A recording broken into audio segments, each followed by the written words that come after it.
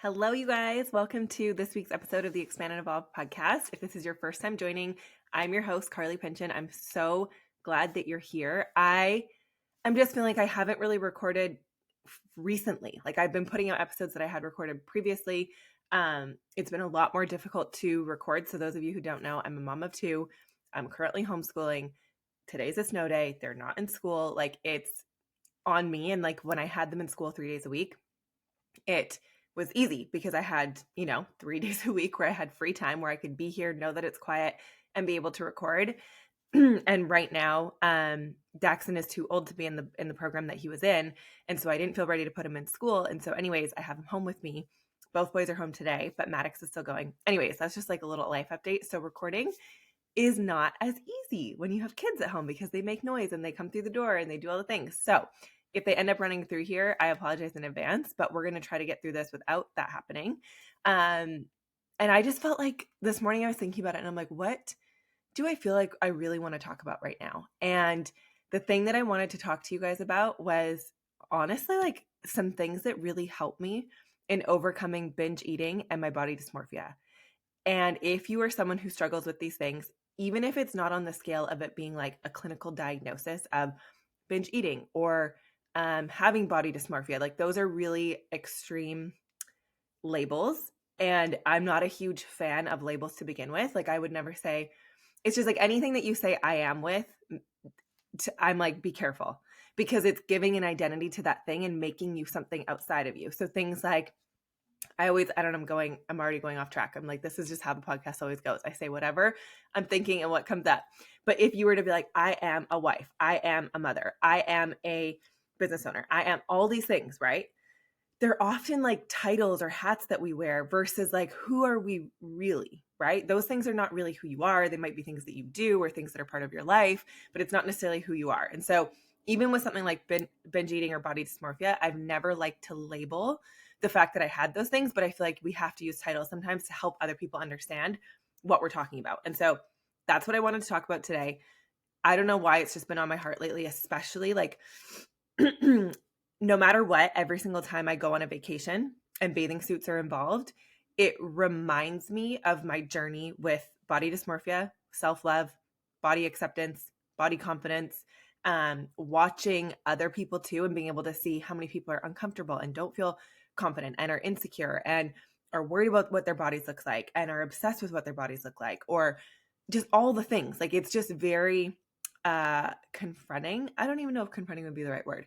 It's just very much in your face to give you a pretty good reminder. And for me, at least, it reminds me every single time I'm on a vacation with a bunch of women in bathing suits, different phases of my life and different places that I was and what I've struggled with in the past and to now, and constantly reminding myself of this is a journey. It's not, there isn't really an end destination. Like you're going to have moments where maybe, I don't even want to call it a relapse. I don't know what the right word would be when it comes to binge eating disorder. My nose is running, so that's cool if that's in video.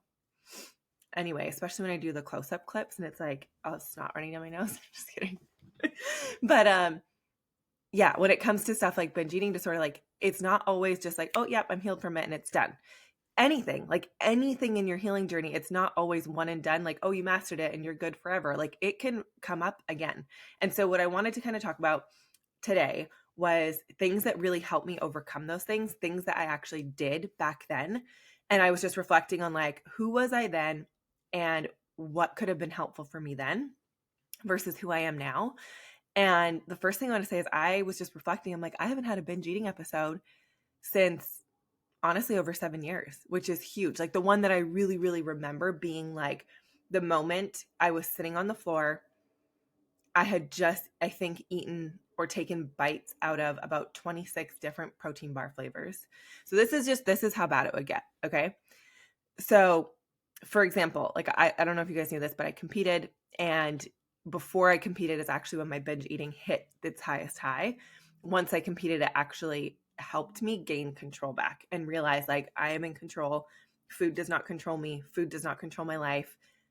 I'm the one creating everything and controlling everything. And so it gave me my power back. That is not always the case for a lot of people. For a lot of people, it's the complete opposite. They end up doing a competition. They get really lean.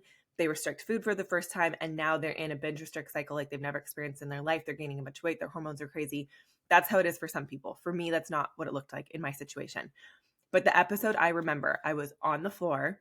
We had just bought all of these protein bars from like a health food store, but they were all different flavors. And I couldn't just pick one. It was like, have a protein bar. And I was like, but what flavor? Like, there's too many flavors. I can't decide what one. And I literally, you guys, went into a complete blackout state. I remember it sitting on the kitchen floor. I was living in my basement suite at the time. They were in this one cupboard, and I was sitting on the ground like a ravenous psychopath that was starved, because I probably was starving because I wasn't eating and I was over exercising. But anyway, and I literally took bites or ate half of like 27 different protein bars. And it was so impulsive, you guys. I could not stop. Like once I started, it was like, but I have to taste this one. I have to taste this one. I have to taste this one. Like the behaviors that come in a disorder like that, super, like any addiction, they're compulsive. They're out of your control. You react so quick and you do something so fast. You don't have your logical mind telling you like, that's a little irrational.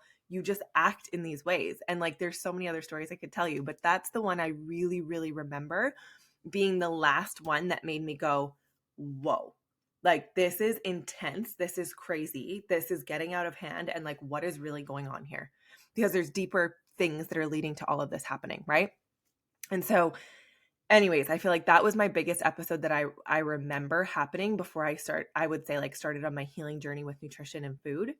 And so I just wanted to share some things about that and honestly, some self-reflection on what led to that even happening in the first place, because this can go as far back as like from the moment you were born and your connection with food based on like getting nurtured and nourished from your mother. Like it could be the only time you ever felt nurtured or nourished or connected was being breastfed by your mom. Like binge eating or your eating habits or your disordered eating can go all the way back to literally the first few times you were fed. And it's interesting because I'm getting to watch Maddox grow up, and he for sure has different eating habits. Like I feel what I'm witnessing from him is there's a little bit more of an emotional eating attachment with him than with Daxton. Like Daxton, I don't notice honestly anything. Like he's very aware. He's like, yeah, I'm full. Yeah, I'm good. Maddox can say he's full, but there's just different things that I notice. And anyways, the point I want to make is for him, like just as a reference, he was in the NICU. So the only time he was getting people and attention, especially in those first little bit, and especially when I was not there because I was with Dax at home, breastfeeding him and freaking co-sleeping and then trying to manage in the hospital, was he would have human interaction when he was being fed. And so there's no way that that's not going to have some sort of link in his life, that like food was related to connection and love and nurturing. That's already in his psyche or subconscious or whatever you want to call it. So how this plays out over his life, I don't know for sure, right? But I'm conscious enough to be witnessing it. And if I notice that we need to talk about it as he gets obviously age appropriate, we can start making those connections for him. Right now, it's just an interesting thing that I'm observing, okay? But for myself, what I noticed was if you have binge eating episodes, you don't need to be as extreme as what I was, but it could be that you just like emotionally eat. So in general, you have emotional eating episodes where you all of a sudden you're in the pantry and you're eating a whole bag of chips and you're like, whoa, how'd that just happen? Or you get home and you're super stressed out and all of a sudden you just snacked on a bunch of different things and you're super full.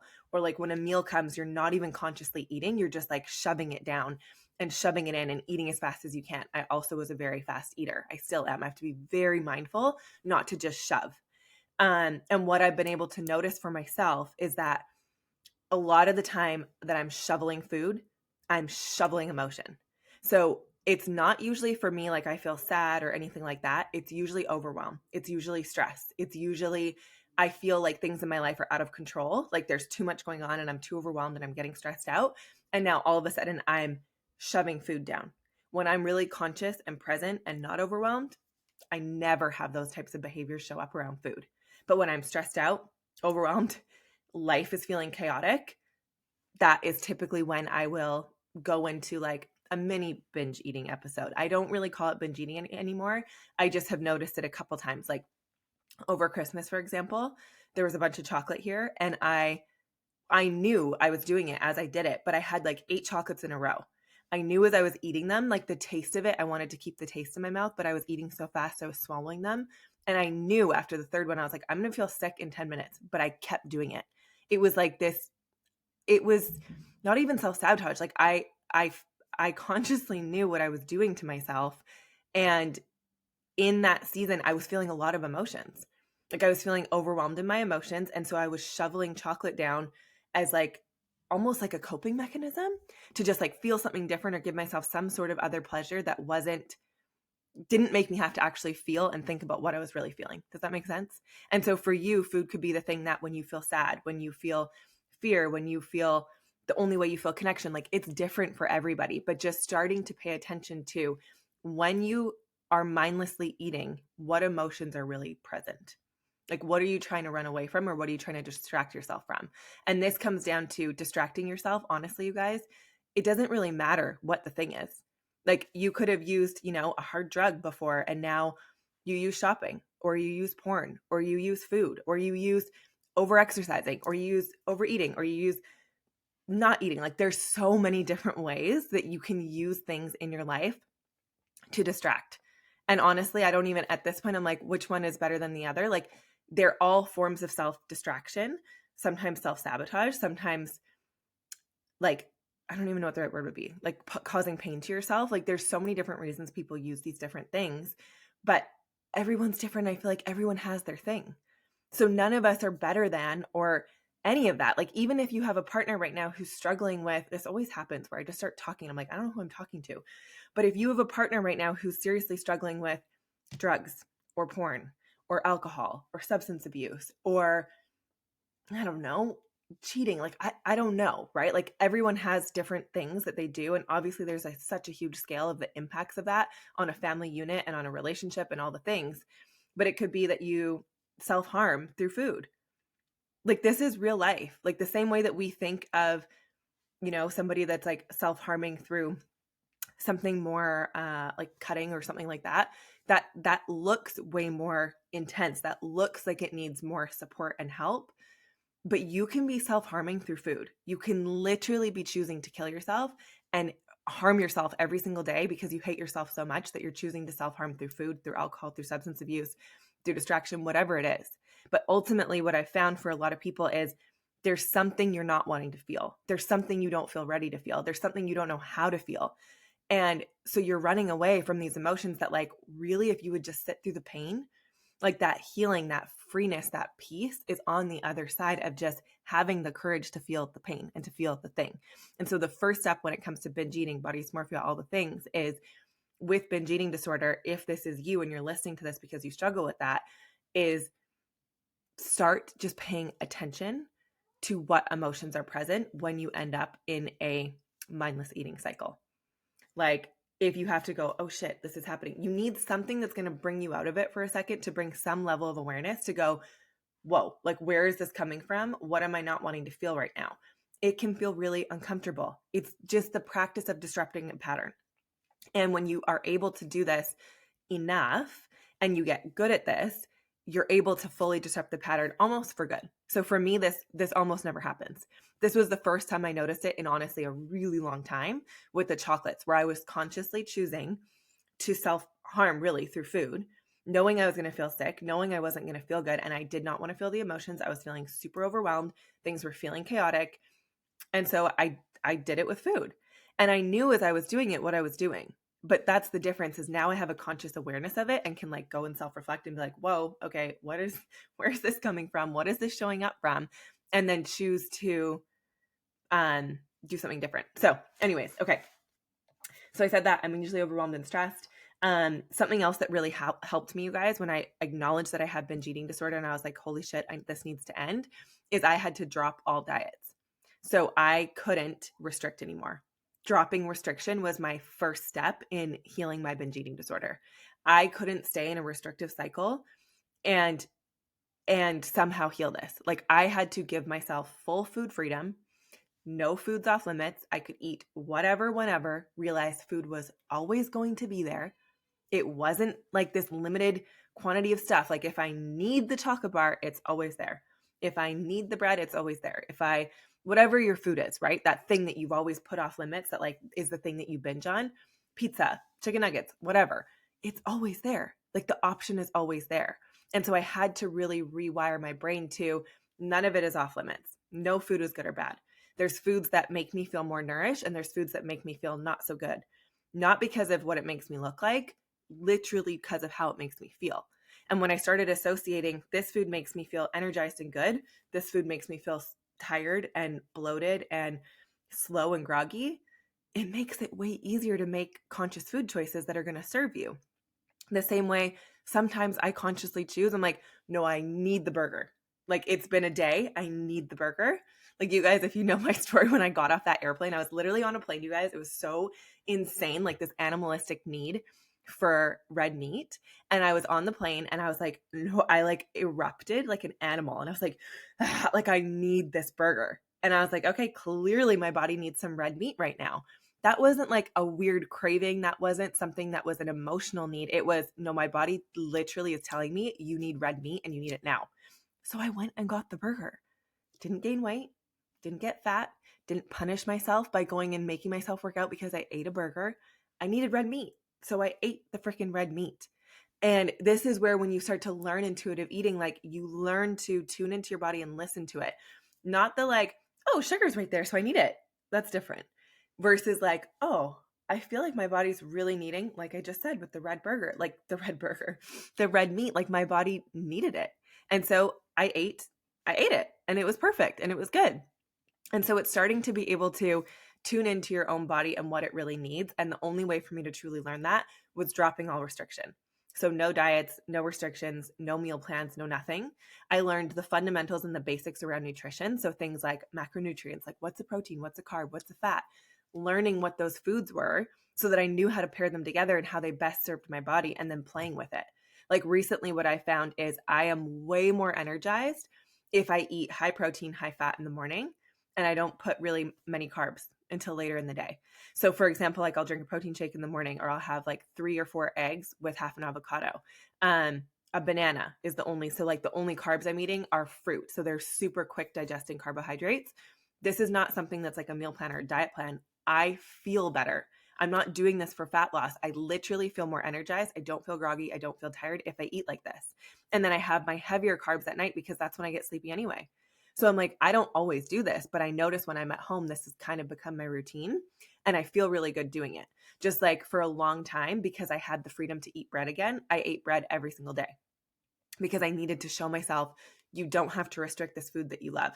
You can have it. What I've noticed now, and I don't know if this is an age thing or life is changing or what is happening, but I've noticed with bread, I feel tired. I feel bloated. I don't feel as energized, even with sourdough, even with sprouted grain, like even with the best of the best types of bread, I notice my energy levels aren't as good. I get bloated and I don't think gluten really serves me that well. So I'm mindful of that. Doesn't mean I don't have it. Like the other night I was at dinner and the freaking bread was so good. I ate a whole bunch of it. I'm enjoying it. Food is meant to be enjoyed. Sometimes you need to enjoy the bread, right? Like it's food is meant to be indulged in and enjoyed. But what happens is you learn how to just nourish your body that works for you. And then when you're at a dinner with friends or you're like on a date and you want to enjoy the food and you're at like a really good restaurant, you don't deprive yourself, you enjoy it. The difference now I feel like is we're eating out all the time. So you need to be mindful and pick your battles. Like, are you always going to eat shit if you're eating out every day? No, you need to pick that some days you're going to eat a more nourishing meal when you order out, even if you are eating out, and then enjoy the bread when you really want the freaking bread. Does that make sense? Okay. So dropping all diets and starting to understand nutrition, this means patience with yourself. I want you to get rid of a scale too. Like if this is you and you're truly struggling with this, the scale has to go, measurements have to go, body pictures have to go, all of it. I had to drop because I was obviously in competition season when I noticed all this. And then I was like, okay, I need to like fix my life. I had to stop measuring. I had to stop weighing. I had to stop measuring food. I had to stop weighing food, myself and food. You guys, I used to measure every macronutrient on a scale. Everything was pre-measured. One time I had this episode, my dad ate one of my pre-made meals and I honestly almost committed, like, I don't know if I can say this or it's going to like get get it linked, but you know what I mean? Like I was ready to like kill from that. Like I literally turned into, again, an animalistic of like, you ate my like pre-measured food. Like, how could you do that? Like freaking out on him like a psycho. And because I pre-measured my food and I needed that meal because it was perfect amounts. And I'm like, literally, you guys, that's insane. Like, that's actually insane. I'm just thinking about it. I'm like, you psychopath. It was a meal. But I was so awful because I pre-measured all my food anyways. So I had to drop measuring myself, measuring food, measuring everything so that I could just learn to be and listen to my body and trust my body. I also had to stop punishing myself with workouts. So if I went and I overate and I went on a binge cycle the night before, I used to be like, oh, I can counteract it by doing an hour of cardio and I'm going to do weights for 3 hours and then like I'll burn the calories I just ate. And I used to calculate exactly how many calories I overate from that meal that I binged on. And then I would be like, okay, so I need to burn this much to make sure I don't get fat tomorrow. Like this was my life, you guys. This is how I lived. It was insane. Where now I'm like, I haven't really, like sometimes I look at calories because again, right now I'm in a season of like, you know what? I think I feel better with more protein. So I'm finally at a position where I'm not doing it for weight loss. I'm just starting to try to like figure out the science of my body, my own body, of how I feel best. And when I went really low protein and pretty vegan, I felt really weak, really loose. My skin felt loose. My body felt loose. And so now I'm like, you know what? I think I actually thrive with more protein. So I'm like back adding a bunch of protein into my life and I'm feeling really good, really energized. And I'm noticing like I don't have as many cravings for carbs or like unhealthy foods. I still like sugar at night, but like I'm noticing it's shifting by making sure I'm having enough protein. So just something to consider. And this is where you get to play with yourself. But yeah, so literally dropping everything, no measuring, no weighing, no specific meal plan, just starting to learn your body. But the only way you can do that, I need to say this, is you need to understand the basics of nutrition. You can't just like, oh, I'm feeling like KFC today, so I'm intuitively listening. Tonight I'm feeling like McDonald's. I'm intuitively listening. Like, no, we're talking about true nutrition understanding and then feeding your body what it needs based on your basics of understanding around nutrition. So that's where it's like, you need to teach yourself. Like for so long, I thought it was outside of me. And yes, I did. I took courses. I got certified in nutrition. I learned all these things, but now it's like applying it to myself, which is individual. Even when I used to do full-time meal planning, it was all individual. I never gave a cookie cutter plan to anybody because everybody's body was different. And I went off what they typically wanted. So some people came to me and I could see based on like a week log, they really like fat. So I trusted that like they probably need a lot of fats in their diet versus someone who's like always drawn to carbs might need a higher carb diet. And it's funny because I used to think like I need lots of carbs and I process carbs really well, and I do. But I've noticed energy wise, I feel better when I eat my denser, heavier carbs at night.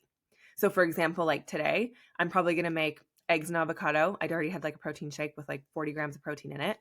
I had that for breakfast. I haven't really been hungry yet. I've eaten 2 bananas, I think. And then I'm going to go probably make 4 eggs and half an avocado. And then I honestly might be full until dinner. And I ate a bar. I ate a date bar with nuts. So it's like a Lara bar. Anyways, so again, like those are my carbs. Like they're quick digesting carbs. They're not heavy. So heavy for me is like rice, bread, sweet potatoes, things like that. I just feel a little more tired after. So I'm playing again right now and putting those in at night. Anyways, I'm giving you a lot of details when really we're supposed to be talking about binge eating. However, I feel like this is helpful because if you're still in a season where you want to control it all, it's slowly letting go of the control and realizing your body might change. So in this season of letting go of control, your body might change. But what I had to do for that was I literally, you guys, I stopped looking in the mirror. And this is something that I've seen it and I watch people, the obsession with staring at themselves.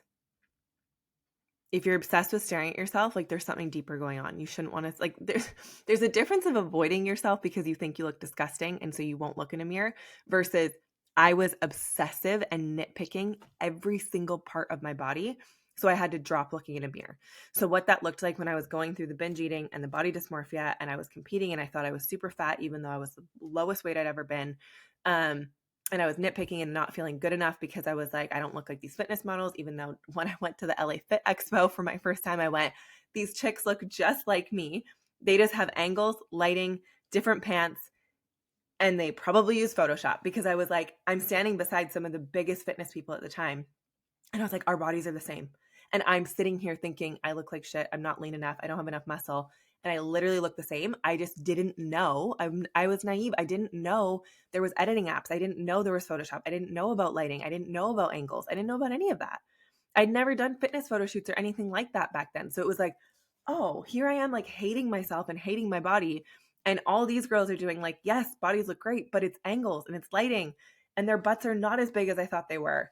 And obviously this is before everyone was getting fake butts, right? Like 10 years ago, not everyone had the Kim K fake butt thing happening and like injections and stuff. This was like real glute growth. And back then I was like, oh my God, my glutes are not big enough and blah, blah, blah. And my butt was great back then, honestly. Anyways, and so I had to look at that and go, huh, like here I am hating myself when literally it's just lighting and angles. So what I had to do was I had to stop looking in the mirror because every time I looked in the mirror, it would send me into this like awful cycle of hating myself, tearing myself down, not feeling good enough, being put in a miserable mood for the entire day, being awful to everybody around me, not feeling worthy, tearing myself down. And so I had to stop looking in the mirror. And what that looked like was I would shower and I would throw a robe on immediately. When I'd put lotion on, I wouldn't look in the mirror. I'm not kidding. I've actually noticed it lately. Like for the first couple times, I'm looking in a mirror again. And I'm able to do it. I still see imperfection. I still see things that maybe I would want to change or improve, but I'm not hating myself for them. I'm just like, oh, your stomach looks different. Oh, I can see your C-section scar. Like I'm observing without hating myself and tearing myself down. So that has made a huge difference in my life. But if you're in that season right now where every time you look in a mirror, sorry, my nose keeps running, where every time you look in a mirror, you're nitpicking, stop looking in a mirror. Throw on a robe. And especially if you're obsessed with yourself and your body, throw on a robe and don't look in a mirror. The next thing I had to do is every time that I would start saying negative things to myself, I would wear a thing on my wrist, what's it called? Like a hair tie, and I would snap it or I would pinch myself. So just to bring awareness to like, you're doing it again. And I'd be like, oh shit, I am. And then eventually once I brought awareness to that, then you can reframe those thoughts. And if you're not there yet to even say anything nice about yourself, that's okay. I've been there too.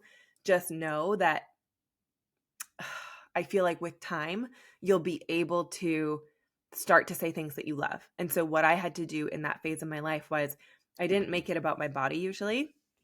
It would be like, okay, I don't have abs and my arms are not strong enough and I don't have shoulders and my butt's not big enough, like all the thoughts, or I'm ugly and this and that, whatever. And so I would have to go pinch, snap, whatever I had to do and go, okay, but you have beautiful eyes, or like, but you do love your eyebrows, or like you do love your lips, or you like your nose, or whatever. I like my earlobe.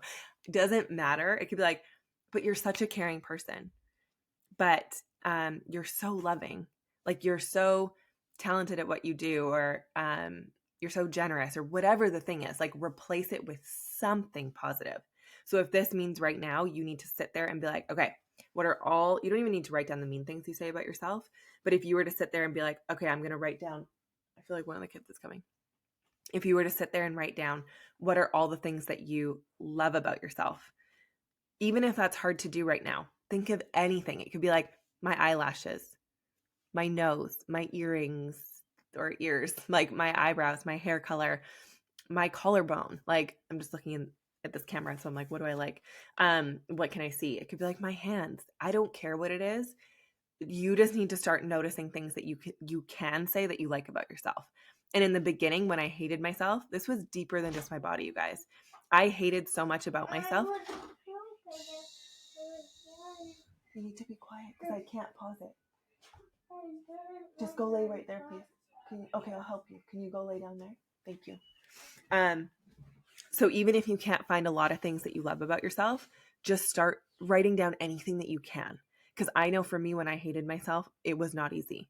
And I hated myself for more than just like, it wasn't really about the body, you know, like I hated my body and I hated myself for other things. And as I've gone on my healing journey, I've realized like at that time in my life, I had come out of a season. Whoa, I'm just realizing this, of severe self-abandonment, like severe. I need to close my door so that I can really say this. Wow, I'm realizing something. One second, I'm going to close this door.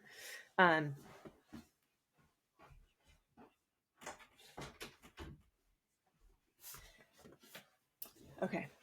So in this season, you guys, when I really noticed this and all of this started to show up for me, so this was just on a call earlier. We were talking about being a chameleon. And I used to think this was one of my like greatest skill sets, that I'm like, oh, I can like be a chameleon and fit in with anybody. But in the process of being able to fit in with anybody, who are you abandoning? Who are you not being honest and truthful to? Yourself. So even though I can go be in literally any group, I don't care like the culture, the type of people, I can make myself merge and blend into whoever this group of people is. And I used to think this was such a strong skill set, and it can serve you.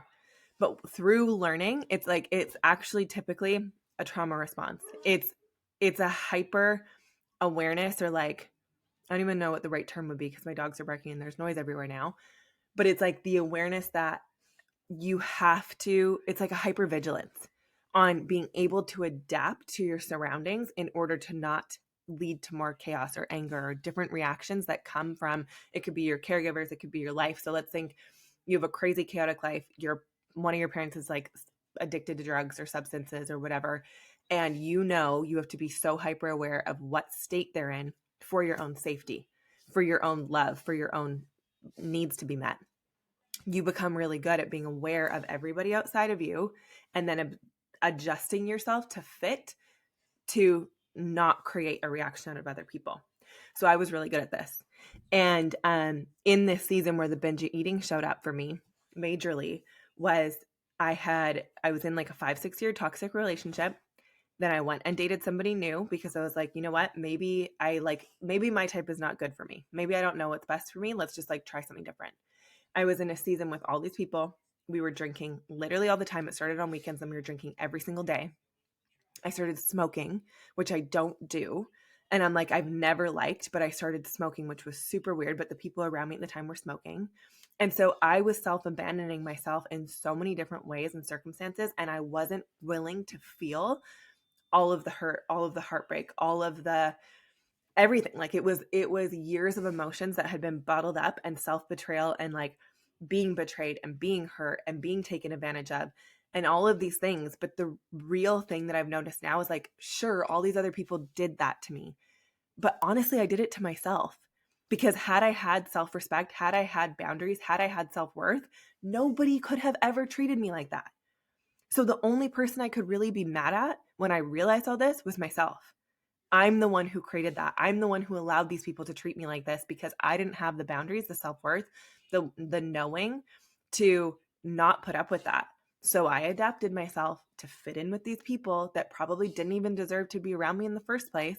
But because I didn't have self-worth, I allowed it. I allowed people to treat me like garbage.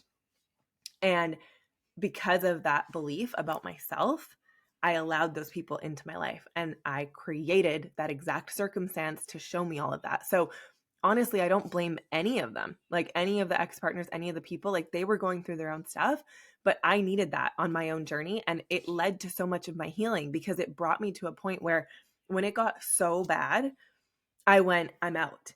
And in that moment, I chose myself. That's huge. Like for you to get to a point where you're pushed so hard. I love how every time this comes back to relationships, but it really does. Like so much of our relationships leads to other things in our life. And of course it's 111. It could be like what your relationship with food, your relationship with your business, or like what you believe about yourself. You guys, like if you don't have self-worth, how are you going to live an abundant life? How are you going to have a successful business? You can't. Like if you don't believe you're worthy, you're going to hold yourself back in those areas of your life. Your health is not going to be optimal. Your relationships are not going to be optimal. Did I say health, relationships? Your business is not going to be optimal. Like it all links together, all of it.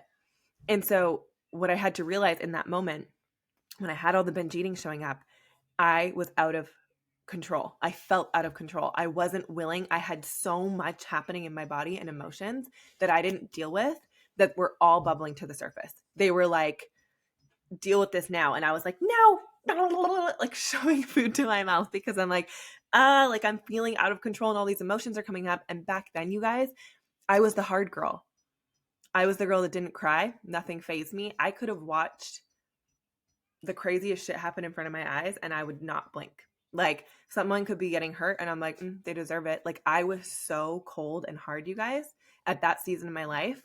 So imagine how long I wasn't feeling for. The only times I would feel is when I'd get blackout drunk. And I used to choose to get blackout drunk because it was the only time that I would let go of control. It was the only time. So when I would go get blackout drunk, it was like, finally, I feel free to feel what's going on. I would scream sometimes. I would fight. I remember this one time, I don't know how we're on alcohol now, but this just phase in my life. And I actually want to do an episode about alcohol. But I remember I got so drunk because I wasn't willing to say what I was feeling when I knew my boyfriend at the time, he left my house and my party, I'm pretty sure, to go cheat on me with somebody. Okay. And I knew what was going on, but I didn't know if I could really listen to my intuition. I was too young.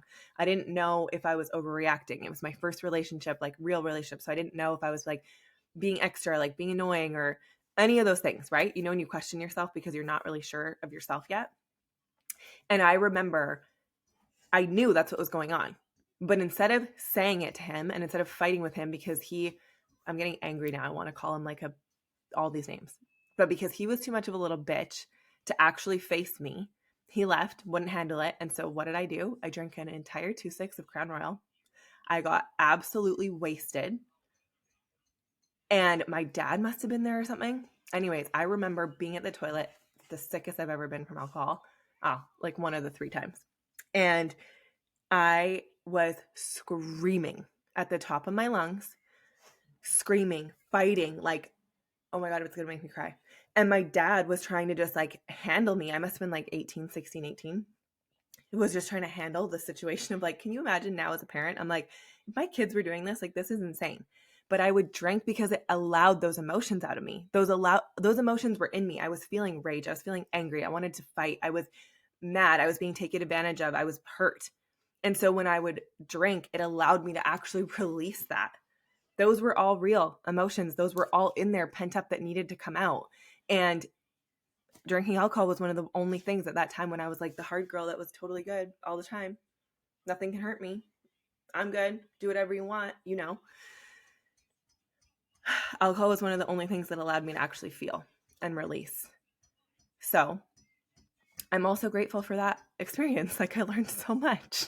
Anyways, okay. So in that phase of my life, when I went to binge eating, you guys, there was a lot of shit going on. And then when I went into my fitness competitions and stuff, I think it was to regain control because my life felt so out of control at the time. I was like, if I just do this and I build this, I want lip gloss. So random. If I just do this, I can regain control of my life. And it can become obsessive. However, it served a really, really positive purpose because I went from drinking alcohol all of the time, like partying, doing all the shit that wasn't good for me, to I'm going to work out twice a day. I'm scheduling my life around my workouts. I'm eating well. I'm prioritizing my health. I'm prioritizing my nutrition. And I got so, I did become obsessed, but in a good way. Like I needed that season to take me out of the freaking shitstorm that I was in. And so I got obsessed with it, but it served a purpose. And like now that I've had that obsession, I know how to do this in a healthy way. But at the time, like now looking back, I'm like, there was a lot of behaviors that weren't healthy, but it was healthier than getting drunk every single day, forgetting my life.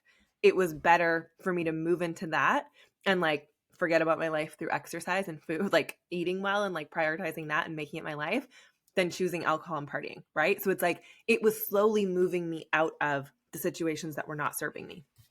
So I just want to say, again, all of that to say this 40 minutes was for you to start reflecting on like what pulls you into those bursts of using food, okay, and the emotions that you're feeling.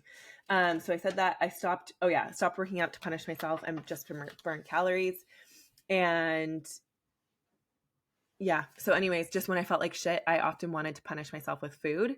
And when I feel good, I often want to nourish my body with food. So just as like a last thing to remember, most of the time when you are choosing to self-punish or you're choosing shitty food, what's going on in your life? Do you feel like shit? Is there shit happening around you? Is it the people around you? Or is it really you? Because that's something too for me. I had to realize like with certain people, we want to eat garbage. It's like a habit. So sometimes you need to break those relationships and maybe not eat with those people as much until you can like come into your own and find out who you really are and then stand firm in what you want to do. And for some of you, that's your family. For some of you, that's your partner. That one's a hard one. When it's your partner and that you're wanting to get healthy. And this is also another really confronting thing in relationships from all the times that I worked with people in nutrition. The amount of people who are like, I'm trying to get healthy and my partner's not supporting me. My partner's not getting on board. My partner won't eat what I'm eating. He only wants to eat shit. I get it. You can't force someone into health. However, you guys prioritizing this together is really important. And if they're not on board yet, then you need to choose yourself.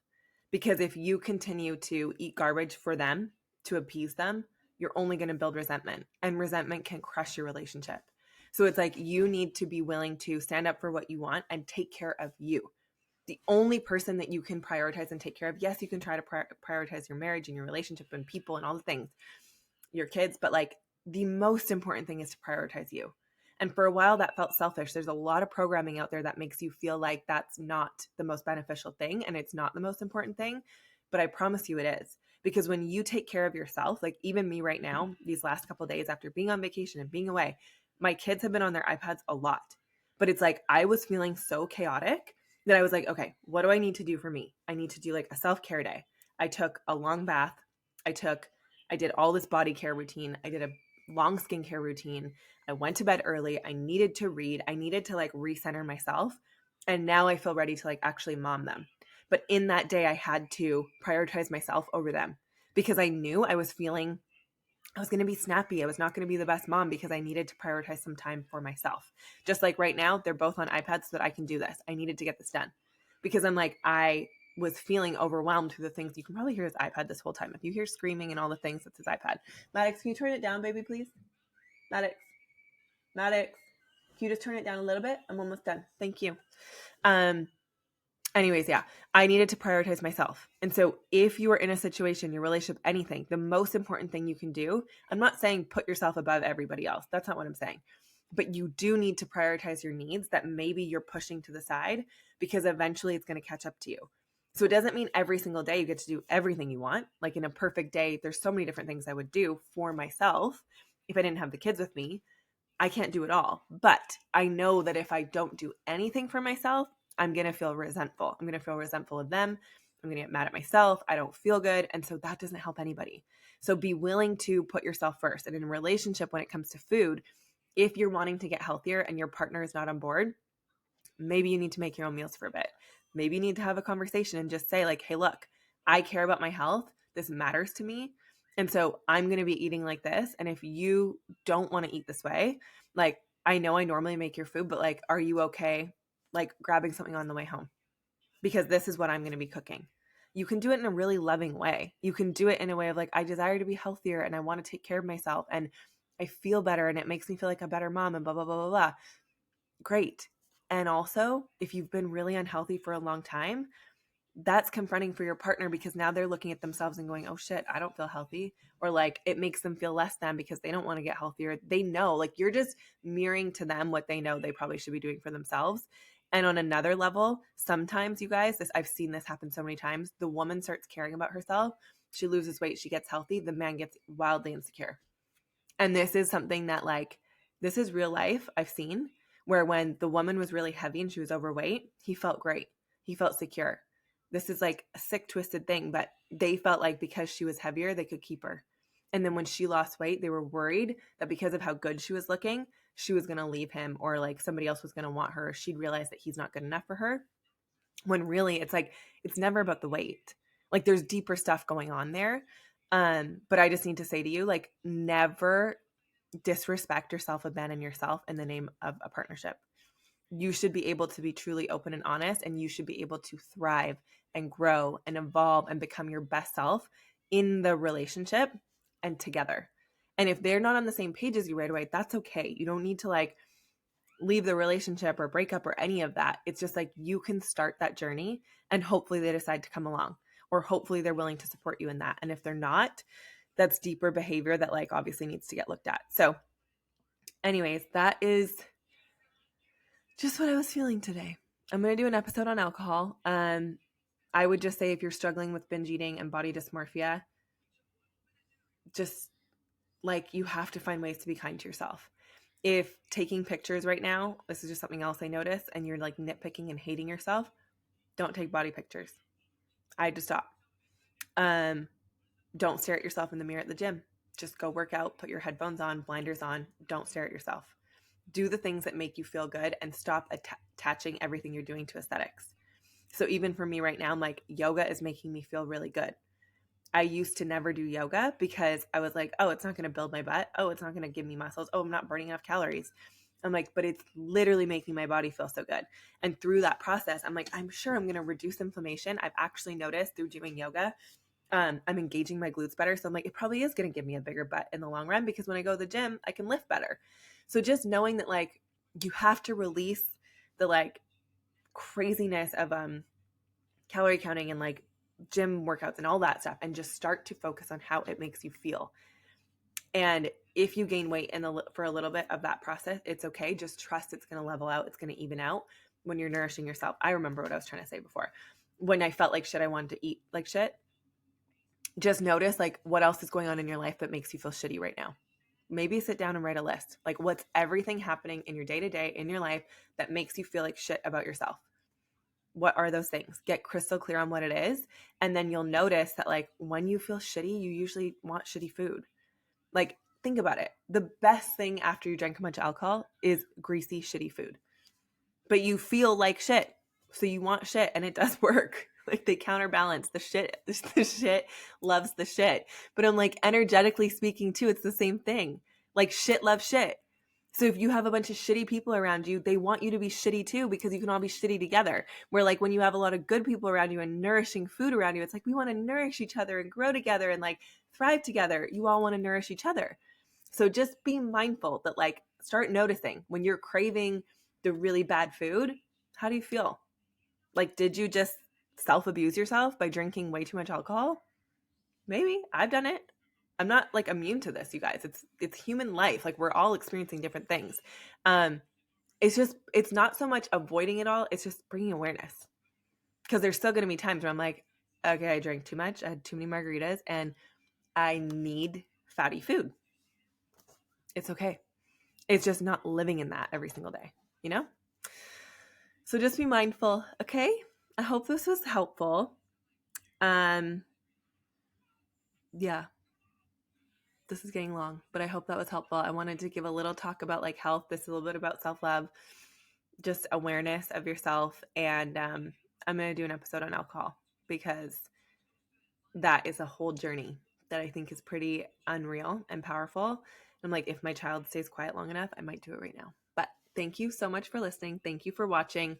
If you could leave a review or share this episode if it was helpful or share it with somebody who you know this would benefit, please do. Thanks for being here. I love you guys. I'm so glad I recorded an episode. This hasn't been easy to get them done. And I'm like, but even that is a lesson in itself. Like I could have been like, oh, but the kids are on blah, blah, blah. I'm like, I just did it. You just did it anyway. It's not going to be perfect, but it is what it is. I love you guys. Thanks for being here. I love Fizz. Okay, bye.